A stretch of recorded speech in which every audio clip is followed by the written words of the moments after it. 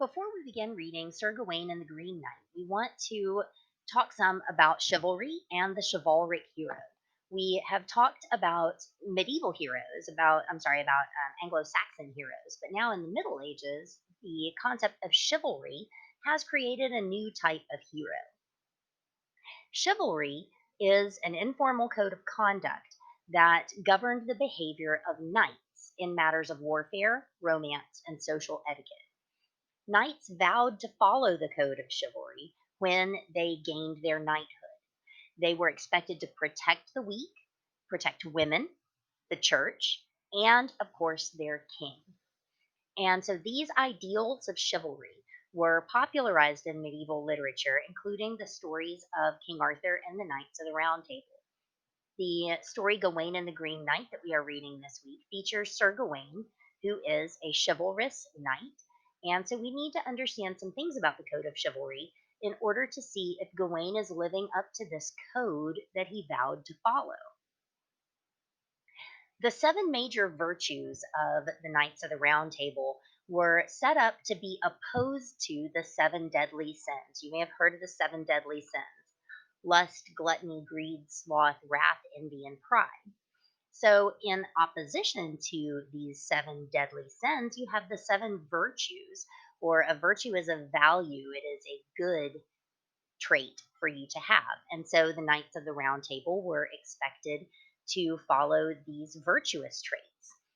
Chastity, which is the opposite of lust. Chastity means not lusting after women and not being sexually promiscuous. Temperance is the opposite of gluttony. If gluttony means overeating and overindulging in things like food and drink, temperance is the opposite. Temperance means moderation. It means doing things um, only to the point that you need to, or perhaps even less than that. Charity is the opposite of greed. Greed, of course, means the love of money and wanting more. Charity is the opposite of that. It means giving money to the poor and taking care of others. Sloth means laziness. Diligence means hard work. That was one of our vocab words a couple of weeks ago. Patience is the opposite of wrath. Wrath means acting irrationally. It means acting out in your anger, particularly. Wrath really means anger, but it means acting out in anger without thinking about it.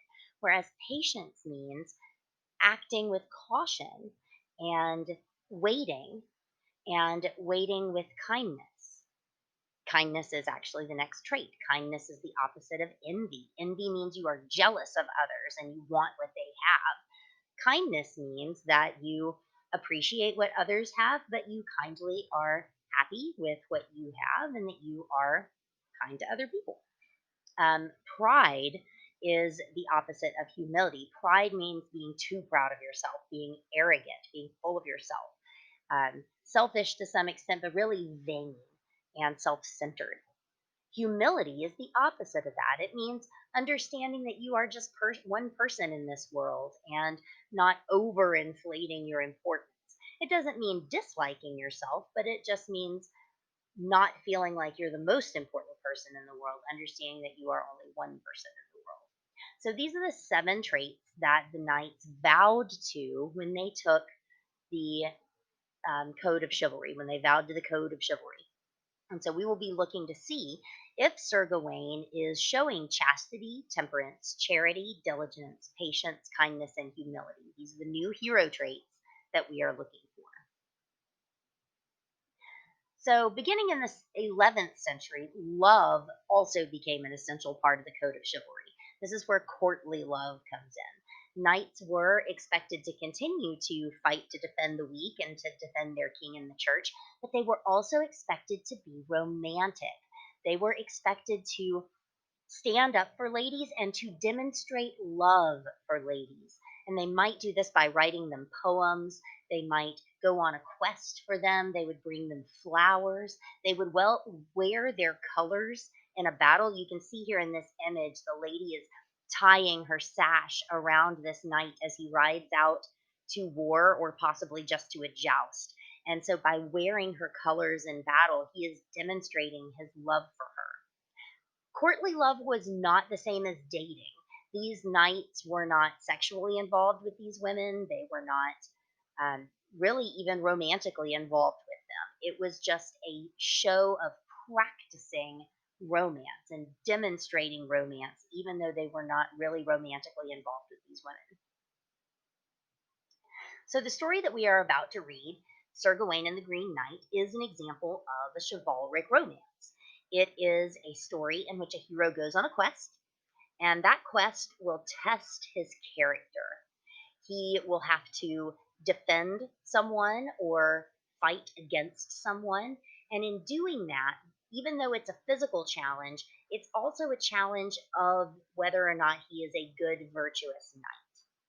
This poem was written by an anonymous author. There are several other poems written by this same author, and so scholars refer to him as the Pearl poet because the poem The Pearl is another poem written by the same author.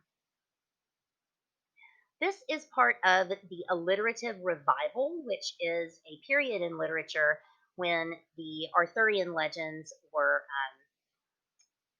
part of the alliterative revival that started to include more alliteration in all of its writings. And as we read Gawain and the Green Knight, if you are attuned to alliteration, if you are listening for that repetition, it is in almost every single line of the story.